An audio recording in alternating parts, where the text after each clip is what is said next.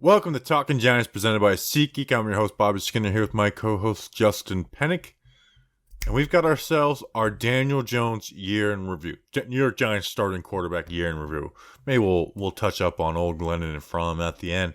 It's Combine week. We got 3 episodes, so we're doing this today to start off your week. Wednesday, we're going to react to pressers and talk with Zach Rosenblatt. And then Friday is going to be like a real Combine roundup. But we're going to be covering on all types of socials and stuff. Justin, how you feeling? On this, we're recording on a Sunday evening for the first time in a long time. Yeah. Hey, Bobby Skinner. NASCAR's back, by the way. If you're not into it, I suggest you give it a shot. If you haven't been into it, like I have been the last couple years, I've been really in and out of it. I'm back in. The new car is awesome. My Sundays are all about racing. We're recording when NHRA is happening. I'm recording that. I'm gonna watch it while I edit the show. Yes, excited for Combine Week. We may be talking to some people that are definitely a lot smarter than I am with draft stuff. I think by the time that we record Thursday night for Friday's show for the Combine, I think quarterbacks are going to be throwing? Question mark? I'm not sure, but yeah, I feel like the QBs throwing at the Combine is a little over. I'm really looking at measurables and speed timing. For our O-line, D-line, I want to look at your 20-yard shuttle. For, the receivers, corners, I do want to see your 40 time. I do think it matters, where we used to be of the mindset of, I used to be the mindset like, oh, Combine doesn't matter. It's like, no, I do think the Combine helps evaluate players, especially with like, all right, let's see what this guy's long speed really is. Obviously, there's better player tracking data like that, the NFL teams have, but I do think the Combine matters. I don't think it should change someone's stock drastically, but I think it does help like differentiate guys. Yeah, provide context. So by the time that we have Friday's show, we will have measurements, bench press, on-field workouts. So basically for tight ends, QBs, and wideouts, their complete Combine experience will be done. And then for Monday or Tuesday, probably Tuesday's show the next week, everybody else's Combine experience and everybody else's Combine drills will have that in the docket as well. So big week, excited, and let's get to the show. Let's get to the show. Before we get into the show, this episode is brought to you by Sean Castor and Patrick Derulo. Justin, who are these people? Real quick before we get into the Daniel Jones year in review. These wonderful individual people of the universe went to patreon.com/talkinggiants. $2 a month plus some other tiers. You can get access and hang out while we record the shows live. You can chat with us. Bobby Skinner will send you some stickers, magnets in the mail. And twice a month, you can be entered into shirt raffles. Patreon.com/talkinggiants. Thanks to our patrons. Also, really cool perk, by the way, that I've been subscribing to is the Twitter account where Bobby Skinner will post some of his draft evals and his notes before maybe he'll record like a film breakdown or before he tweets about it. And I found that to be very helpful and very cool. And I'm even putting it on Google Docs now to make because my handwriting's not legible. Even though the draft guide will stay as paper, I'm going to have a digital version of it too. I'm like Joe Shane upgrading the Giants. All right, let's talk about this Daniel Jones year in review. It's tough. He turns 25 this offseason, entering year 4, Justin. And he's entering year 4 with his 3rd head coach. Technically with his 4th offensive coordinator. At the moment, the year 5 option looming, which we can talk about, but I think we're both I think it's a no-brainer to decline that with Daniel Jones. And we said coming into year 3 with Daniel Jones, nuance does not matter as much because of the timeline, because of the clock. So we're going to talk. We're going to break down Daniel Jones and what went right, what went wrong, what were the outside contributing factors, what are the things that were like solely on him, but that kind of stuff doesn't matter as much in year 4 because of what we just mentioned before, that year 5 option. And it was a weird year. It kind of started good and it went downhill for Daniel Jones as the year started. Weeks 1 through 4, I think everyone felt great about him. There's articles being written about how he's taken a step forward. He's the guy, not just by Giants people, by people around the league are saying like it's time to start respecting Daniel Jones. Andrew Thomas goes out and he has a pretty good stretch with a bad game mixed in there versus the Rams. But if you look at that stretch, it's like, okay, pretty good. I think they went 3-2 in that stretch. They beat the Panthers, they beat the Raiders. Maybe it was 2-3. Yeah, Chiefs game was thrown in there, so yeah, Yeah, the they should have Chiefs won game. that game. The Rams game was the bad game that was in there. The Chiefs game was pretty bad, but not as The bad Chiefs as game everybody was makes one it seem. really bad throw, and the rest of the game was fine. Yeah. And then the last two games were really bad. The Bucs game on Monday Night Football, and then we got a dub, but the Eagles game, which was he ended up eventually getting hurt so bad. So it went downhill for Daniel Jones, whereas it was probably a little bit more different conversation if it went the opposite trajectory. But that's the way the game goes. Injured again. That's another thing we got to talk about with Daniel Jones, and that's he's been injured every single year. Essentially, 4 years in a row he's been injured. He got injured his last year at Duke, missed a couple of games. So there's been 4 years in a row where Daniel Jones has missed football games due to injury. So I think big picture with Daniel Jones right now, no one can say that he's the guy. Now, there's like John Mayer said, they've done everything in their power to screw this kid up, which is very true. But at the same time, we're heading into year 4 with Daniel Jones. He hasn't proven to be the guy. If you do believe he's the guy, it's on faith. There's not much of substance there to go off with Daniel Jones. He hasn't shown enough. But he's also going into a year where we think the offensive system is going to be a lot better, and it's going to be interesting to see what happens most likely on an expiring deal for Daniel Jones. Can we talk about what Daniel Jones does well to start, and then we can move forward from there? Yeah, but I just kind of want to talk about the situation with Daniel Jones, because I feel like the conversation is more situational based than just player eval. What is there to talk about situationally? I mean, you already kind of just touched on it with you're going to decline the 5th-year option, and Bobby, I just can't see a scenario where this guy's going to be franchised. I mean, that would require a playoff appearance. Really, like a playoff appearance with Daniel Jones as quarterback, where also he doesn't miss any football games. That is the only the situation with Daniel Jones. Past 2022, that would have to be it, and that would have to be the result this year. And I think that's very, very unlikely. It's a bad situation, and we've talked at nauseating length about Jason Garrett and that system. And so here's what I want to talk about, what he does well, and this is how it relates to Jason Garrett. Jason Garrett said at the start of the 2020 season, one of his main goals with working with Daniel Jones was reducing the turnovers and basically just, making him make Daniel Jones a safer quarterback with the ball in his hands, taking less sacks, fumbling less, bringing down the fumbles. This year, Daniel Jones had a very, very big year 3 jump in this specific category. And this is what I think he does very, very well right now. And why I'm talking about this is because what he does very, very well, it's limited. And it's not maybe the thing that you want to be very, very great. It's great that he does well in this, but what does it actually mean and how does it bring value in production? So he did a great job this year, take care of the football and avoiding pressure while also getting much better at throwing under pressure, where 2020, he was really bad throwing under pressure. When he was blitzed this year and when he was throwing under pressure this year, he was much better than what he was in 2020. So good for him. And even holding on to the ball after 2.6 seconds. I feel like in the NFL, it's that 2.5 second mark.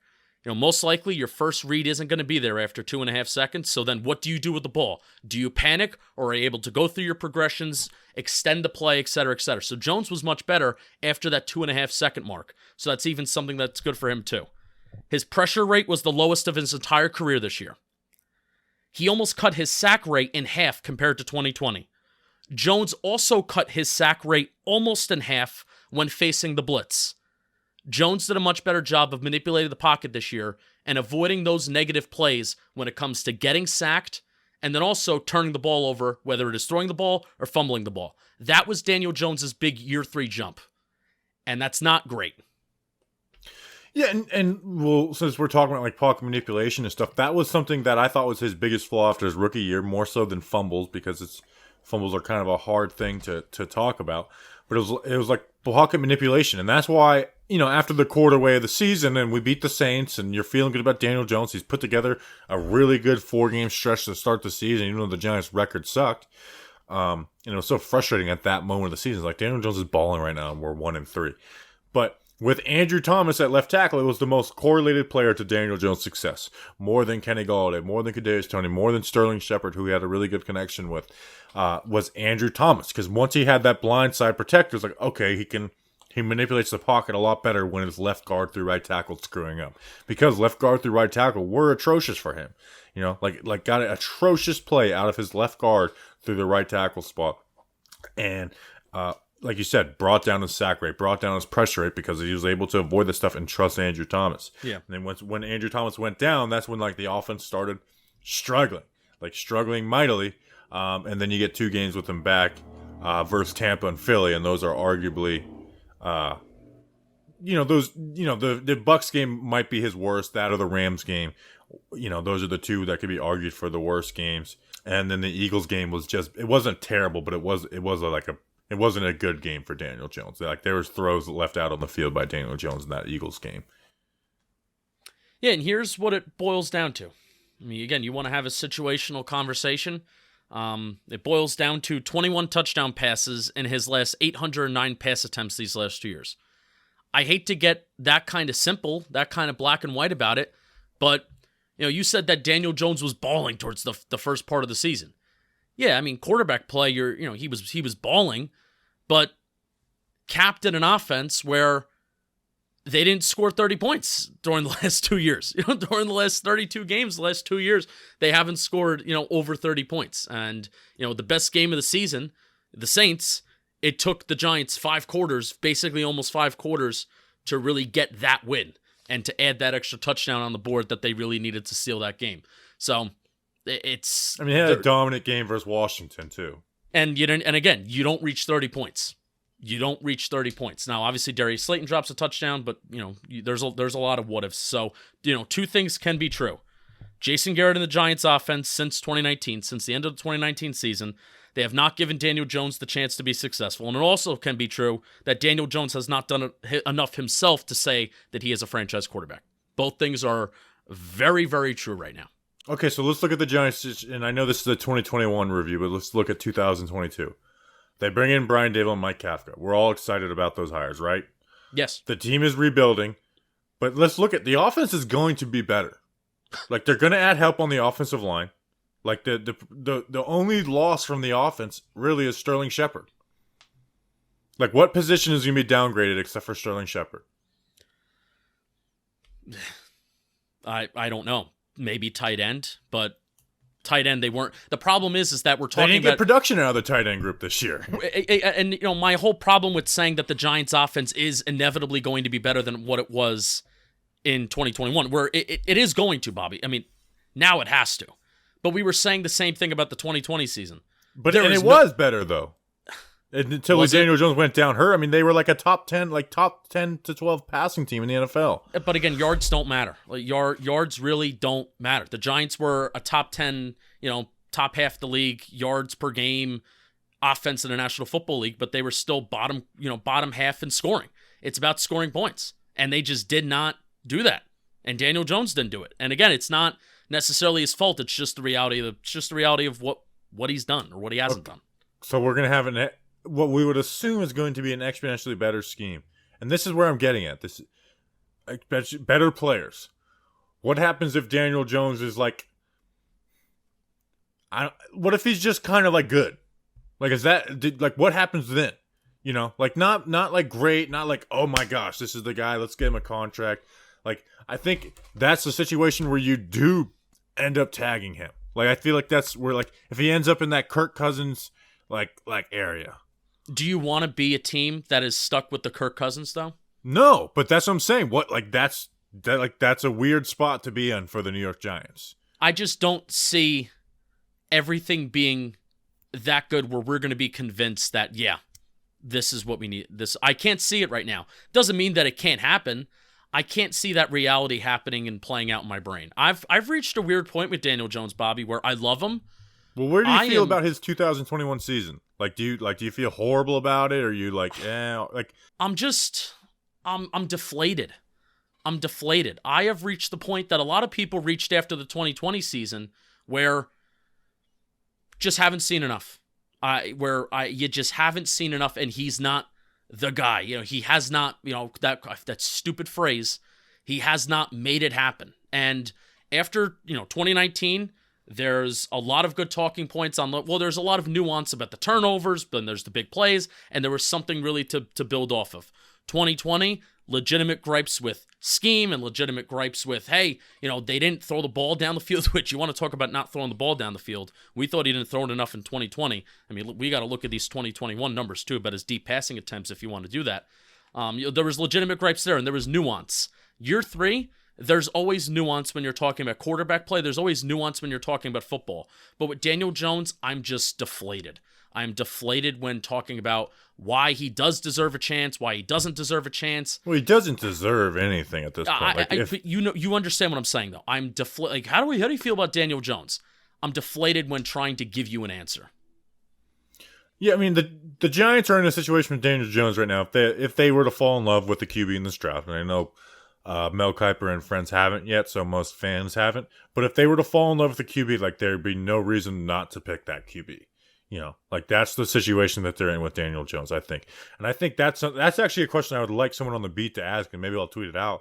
Is like, hey, with Daniel Jones, like, I know you guys want to give him a shot, but if there's a QB you guys fall in love with in this draft process, will you draft him? Obviously they'll sidestep, but I feel like that's a good way to gauge where Joe Shane and Brian Day will feel about Daniel Jones. Because right now it seems like they don't feel about any QB, so they're okay rolling with Daniel Jones. But I would love to know their thoughts if there was a Josh Allen if they thought there was a Josh Allen in this draft. Yeah, absolutely. Because again, it's what's gonna happen. What's gonna tell the story on Daniel Jones is the action. Now the ultimate sign of faith would be picking up the option, but that would be bad business at this point to pick up the option on Daniel Jones. We were talking about scheme, right? Well, let's talk about the. I want to quiz you. Deep passing thing. I want to quiz you something quick. Then we can go to the deep passing stuff. I want to quiz you. The PFF QB annual, I love it. I think they do a great job with gathering that data. It's not just grades; it's really good stuff. The 3 most common routes Daniel Jones targeted this past year. Can you name them? A curl. A hitch, yes, that is number 1. 18% of the time, and a passer rating of 61.8. The most common route that Daniel Jones targeted had a passer rating of 61.8. Awesome. Go Jason Garrett. Next. If he stayed more with Freddie Kitchens, I would say slant. Slant, number 3. 10%. 97.4 passer rating. Freddie Kitchens loved slant flats. And I'm going to say just a go. I guess a go ball would be, because that's just think towards the sideline. Think towards the sideline. Just a speed out? Out route. Yep. Out route, 14%, 82.6 rating. So those were the 3 most common routes that Daniel Jones would target from the year 2021. Love that the most common route target had a 61.8 passer rating. You would think the most common route target would actually work. Well, that's what's the most frustrating thing about the Daniel Jones conversation right now. And injury is like one of his biggest knocks on him.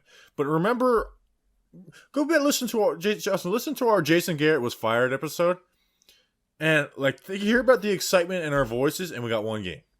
And he got hurt on the second play of it.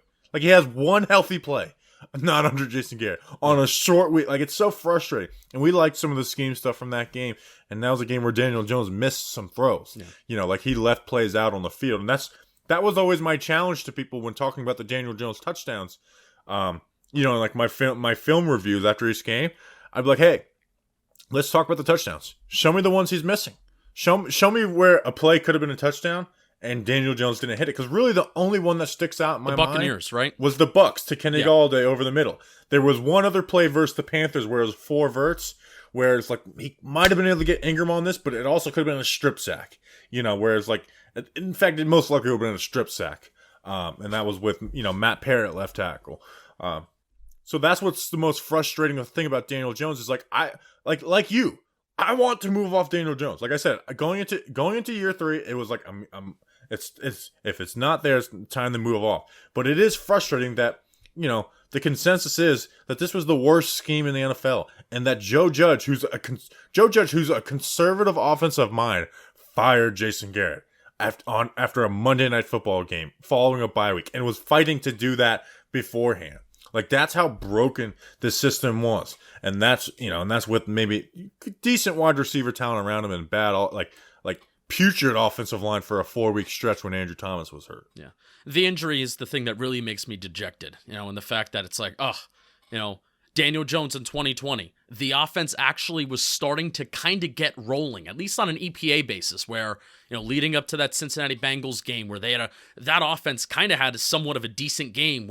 Big plays by Evan Ingram, Wayne Gallman caps off these 1-yard touchdowns, and there was a little bit of nuance in 2020 where Wayne Gallman got a lot of these 1-yard touchdowns, but it's big Daniel Jones plays that are kind of leading them inside the red zone. Daniel Jones' 80-yard run leads to a Wayne Gallman touchdown. They did wind up losing that game. So again, there was nuance in 2020, but the injury in 2020 kills any momentum that Daniel Jones had. Injury, Jason Garrett fired, Daniel Jones hurt, kills any possible momentum that Daniel Jones could have picked up with Freddie Kitchens. It's just deflating when talking about Daniel Jones because it's a guy that you want to root for, but hasn't given you a reason to believe. And I think that's almost the perfect way to put it. And I think that's the frustrations of what Daniel Jones is right now, an average QB. He's average. Like he's like, if you would rank him, he'd be somewhere from between like 16 to 20. In fact, we did our QB rankings, for Wake and Jake. Wake and Jake, I had him 21. Yeah, I think I had him either 20 or 21. I think you had him 20th, yeah. Which is a frustrating spot to be. Yeah. All right, I want to ask you this one thing. Before we get to the deep ball numbers, because you were talking about touchdowns that are left on the table. Typically, you leave touchdowns on the table when you approach the red zone, right? Because that's when you're closest to the end zone. Yes. So red zone struggles this year. It was bad, very bad, and I think numbers definitely do match the eye test on how bad it was. No interceptions in the red zone this year. That is something that I found to be significant. No interceptions in the red zone, but accuracy was an issue, at least in the eyes of PFF and their QB annual. 55% on target rate in 2021 in the red zone versus 2019 and 2020. He was 67% to 70% on target rate inside the red zone. His sack rate fades. Which I'm going to talk to you about. There's always nuance to numbers. There's nuance to everything. His sack rate inside the red zone is something that's also significant. It was almost 8 times more in 2021 than it was in 2020. So his sack rate was extremely high inside the red zone this year. So talk to me about what you saw film-wise. He can't throw the fade. Yeah. And they tried to do that, which was, I hate the fade regardless, even if you do have like a great fade thrower in the end zone. Like, I think, it's well documented how like low percent of a successful play that is. And he couldn't throw that.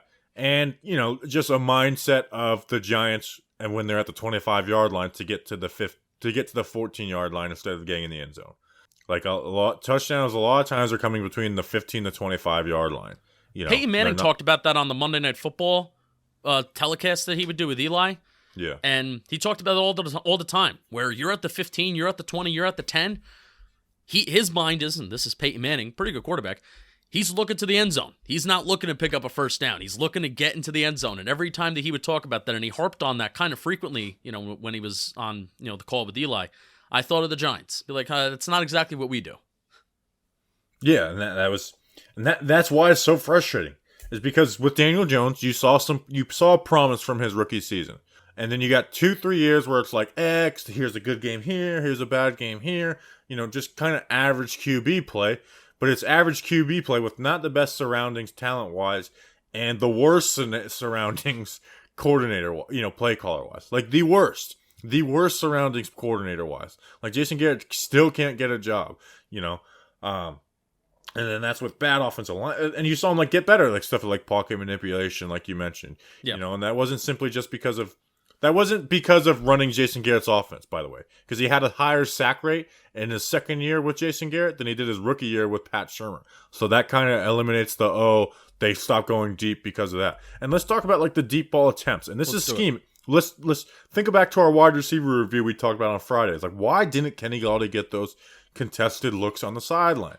Because this offense was based off of a pre-snap reads. Pre-snap, pick a side, see where the safeties line up, and then you're making a read off of one, maybe two players. So if they're cushioning against Kenny Galladay or they're pressing against Galladay and that safety at the top, that stopped that stuff. Let's look at deep passing attempts. In 2019 with Daniels, he had 4.2 per game. In 2020, 2.9. That's a pretty good drop-off. That's not enough. In 2021, it went down to 2.1. So in 2021, he was throwing the ball deep. That's half the amount. Half the amount. And that was with Darius Slayton as his number one wide receiver. That was with Cody Latimer being his number two wide receiver at times. And it was Shepard missing a ton of games. Like that's unreal. And that number is going to change with Brian Dable and Mike Kafka. Now, will he have success with it? That's left to be told. And then his deep passing stats, he went 8 for 23, which is 35% completion percentage, which is kind of average, down obviously from his 2020 year where he did it the best and the most efficient in the NFL. 14.7 yards per attempt, 4 touchdowns, and then 1 interception, which was Sterling Shepard slipping versus the Rams. So again, completed 50% in 2020, 33% in 2019. But the per game number is disgusting, and that's not Daniel Jones, because we saw when he had someone who believed him in Sherman and wanted him to battle through his struggles the way that Brian Dable wanted his QB to battle through his struggles in Buffalo. Like, they literally cut it in half, Justin. That's insane. That from year 1 to year 3, they cut it in half. And Daniel Jones in 2021 took about 50% less deep shots than the average quarterback in the National Football League. So if you take the average out of the entire NFL, cut that in half of the deep passing attempts that he had. Now, I'm sure a lot of people are screaming as they're listening or as they're watching. They're screaming at the screen, screaming at the phone. But the offensive line. You can't take the deep shots when you have the bad offensive line. Talk to me about that. Well, like I said before, 2020 had a higher sack rate for Daniel Jones in 2019. And guess what? The offensive line still hampered them with the shorter concepts. Because guess what? You know what is harder to do, Justin? When you have a bad offensive line, it's hard to gain these long drives because the offensive line's going to screw something up at some point. It's hard for any team to sustain long drives, let alone a bad football team. And again, they drafted this guy. They drafted this quarterback. So it's like you have to put some faith in him at some point to do this. And if not, just move on. Like if they, I hate to say they should have drafted a QB. Like, then you should have drafted a QB. And also not sign Kenny Galladay. If you're so scared of this offensive line, then why sign Kenny Galladay? In a year where they signed Kenny Galladay, you have you have 23 pass attempts. PFF has 24 pass attempts of 20 plus yards. Took away the Hail Mary. There you go. So 8 for 23 Daniel Jones was this year. In a year where you signed Kenny Galladay and supposedly you game plan everything because you're so scared of your offensive line, you have 23 deep passing attempts with your quarterback that you drafted in the top 10. Come on. Why? Everything is just so ass backwards. So ass backwards. You take 5 steps forward in signing Kenny Galladay, but you take 10 steps back in how you plan to utilize him because you're scared of your own screw up in not addressing the offensive line. And that's what's frustrating, and where John Mayer's comment at the end of the season was kind of sobering, where he's like, we've done everything in our power to screw this kid up, which is true. Now, that doesn't make him the franchise QB. Two things can be true. Like, they've done everything to screw Daniel Jones, and he's not the franchise QB, which is, I think, where most people lie at this point. That's where I lie at this point. If he comes out and does it in year 4, awesome. Like, I would love that. I'd welcome that more than anyone. Like, I believed in Daniel Jones. I loved him as a draft pick, even though a lot of people didn't. I would welcome that. I would welcome that tough decision. But it's going to be interesting to see. Before we get into more of this Daniel Jones stuff, today's episode is sponsored by SeatGeek. Live events are back, which means you can get $20 off tickets at SeatGeek with promo code GIANTS. Use promo code GIANTS. If you don't know what SeatGeek is, 1, are you an idiot? 2, they're a ticketing app that makes buying tickets super simple. We've got the apps on our phones. Like, I use it all the time. I used it last weekend to go to the NASCAR race. I was using it a crap ton recently Because I'm going to give you a little tip right now. Buy Yankee tickets, buy baseball tickets before they announce that a season's happening. Now, I don't know when a season's happening. I know that there is going to be one. It would not be smart for baseball to not have a season. But look for games in June and July. They're like dirt cheap right now. Get a couple for your friends. Make sure that, you're using an email, you're using an account where you have, where you're signing up for SeatGeek. Put in promo code Giants and you'll almost get your tickets for free. I'm serious. Like, there are baseball tickets that are going good seats for $10 right now. Buy a couple. Stadium? Yes, at Yankee Stadium right now. Wow. Like where I sit, section 422, which is behind home plate, but all the way up because I can see the whole field, but I still like to see how a pitcher's pitching and if it's a ball or a strike. 422, there are some even weekend games that are going for like $7. So make sure you're using an email that's new. Sign up for SeatGeek, promo code Giants at checkout, $20 off. You will almost get your entire order free. That's crazy. We're going to a Yankees game this year. Like, I'm going to my first Yankees game in Yankee Stadium. Yeah, you're going to be up, I hope you're up for a little bit longer than a couple days for training camp this year. Oh, yeah. It'll probably be like maybe 3 weeks. We'll see. My Airbnb, the whole damn thing. SeatGeek rates every ticket from 0 to 10 to make sure you are getting a good deal.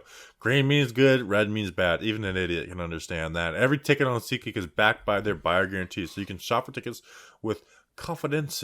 Don't worry, we've got the hookup. Use code GIANTS for $20 off tickets at SeatGeek.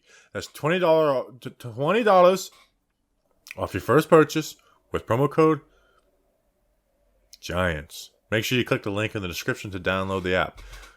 Code GIANTS for $20 off your first SeatGeek order. All right, let's get back on this Daniel Jones discussion. Where do you want to go?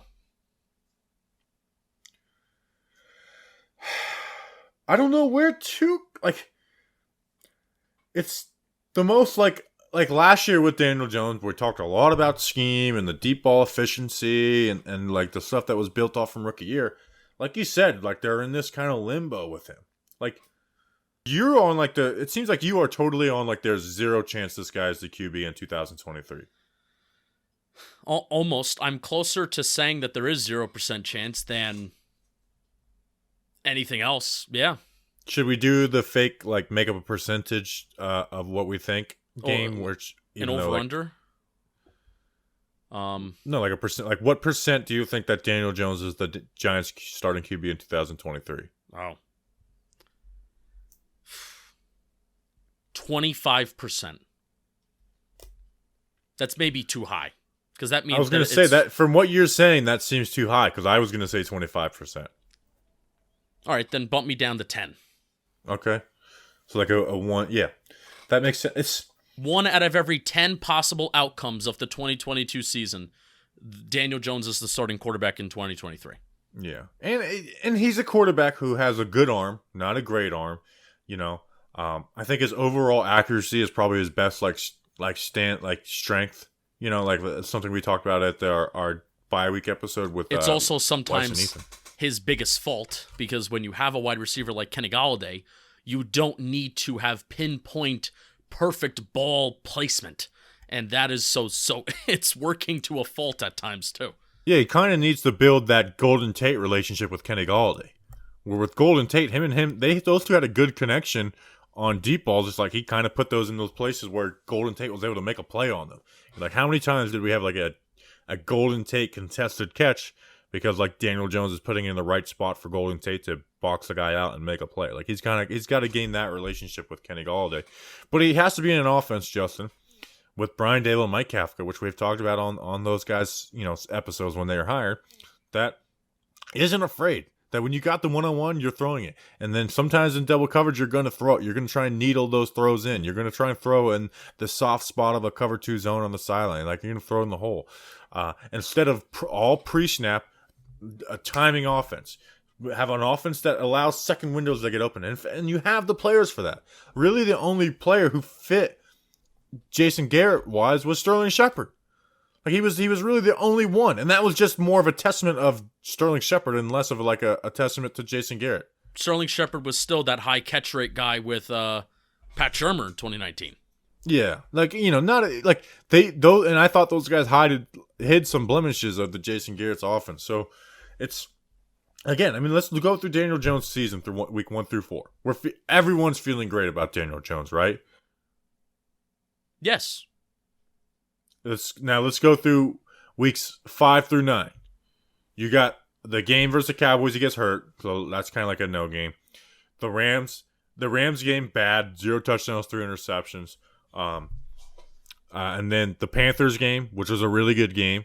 The Chiefs game, which he had that really bad throw to start the game, but overall was all right.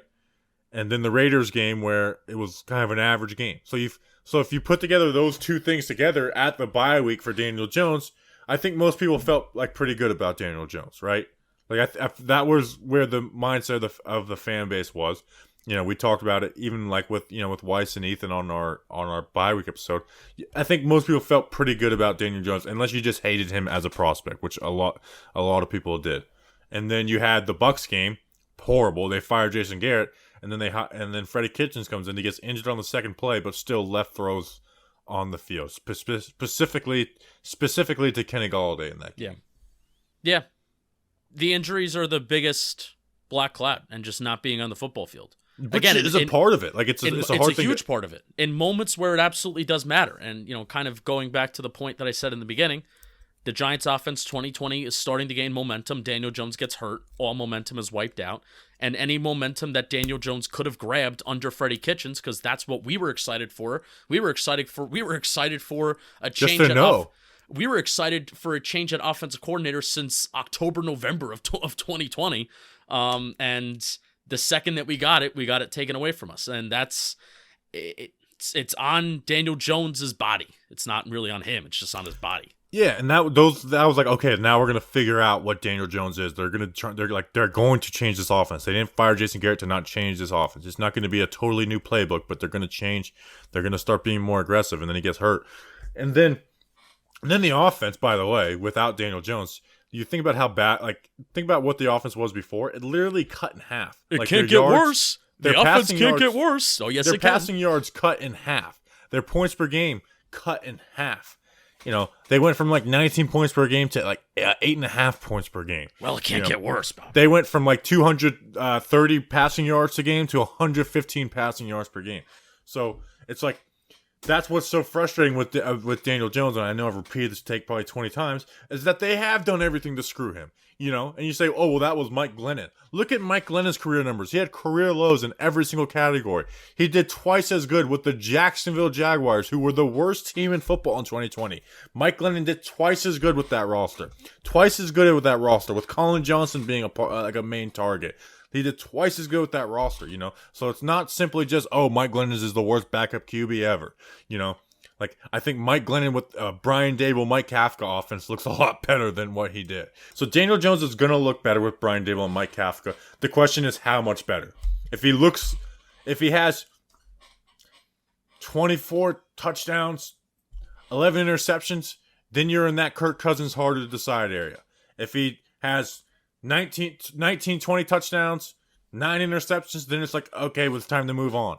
And then if he has if obviously he plays really good, you franchise tag him. But here's where I am. It's I'm kind of worried we're going to land in that second area, that middling area.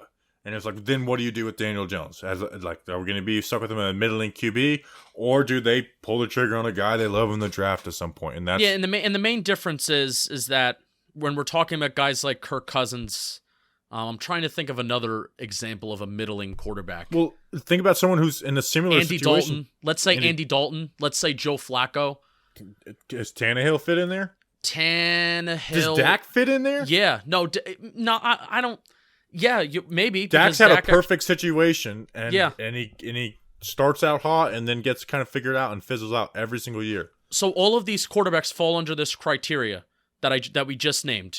Andy Dalton, Joe Flacco, Prescott, Tannehill, Cousins, etc. All those teams either traded, those regimes, traded for those guys, or drafted them or signed them, or gave them that extension, right? Joe Shane, Brian Dable, they did not trade for Daniel Jones, draft Daniel Jones. That is the one difference where we're are we going to be in a Kirk Cousins situation? If we wind up in a Kirk Cousins situation, it's going to be because that they really want him, and not because that oh, they drafted this guy, they signed this guy, they traded for this guy, so therefore they have to keep him. And that is the main difference. Yeah, and I think that's why we're both in the idea that Daniel Jones won't be the starting QB in 2023. Yeah. You know, if Joe Judge is still here, then again, I know he didn't necessarily draft him, sign him, trade for him, but I'm more or less thinking that there is maybe that shot that Daniel Jones is still here. But because this is just also new, that's why I'm like down at that 10% range. Which is a weird place to be as a Giants fan. Like, when have we experienced that this guy's our starting QB, probably won't be the starting QB the year after? The last year of Eli? You know, or the second to last year of Eli? When Kurt Warner was the week 1 starter in 2004. Yeah. Which is, it's just like, I'm not used to this as being a Giants fan of this, like, unknown. I have some more stats. It doesn't relate to really anything, but I guess we're just looking to buy some time right now. Daniel Jones' top targets in key situations. And I'm going to quiz you. You did really good with the route concepts thing. So, who was the top target getter on the Giants when Daniel Jones was throwing under pressure this year? Is this in total? This is in total. Because this sucks because of injuries and stuff. You're going to be surprised, though. Even with the injuries and stuff. Which gives you a big hint. Under pressure. Lead target getter. Is it Evan Ingram? No, it is Kadarius Toney with 14. Word. Daniel Jones' top target. That actually makes sense now that I think about it. Versus the blitz. I'm going to say Darius Slayton. Kadarius Toney with 20. Tony. Daniel Jones' top target on third down. That's Sterling Shepard. Sterling Shepard, 15. Daniel Jones' top target in the red zone.